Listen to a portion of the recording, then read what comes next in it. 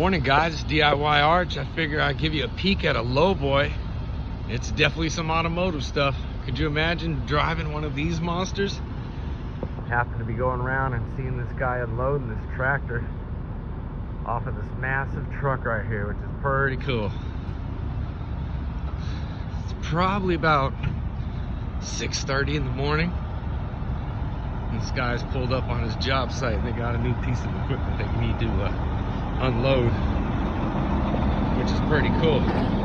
Guys, make sure you subscribe, share, and learn from these videos. It's a lot of fun. We get to see things we don't get to see every day. This is what happens when everyone's sleeping in the morning. There's men out here working, doing their business, making money, and taking that money home to their family. And making sure in the future that you guys have something too. Look at all the tires on this thing. Holy moly, 1, 2, 3, 4, 5, 6, 7. Those are all dualies. Guys, make sure to like, subscribe, be safe on the street, wear the seatbelt. We'll see you in the next video.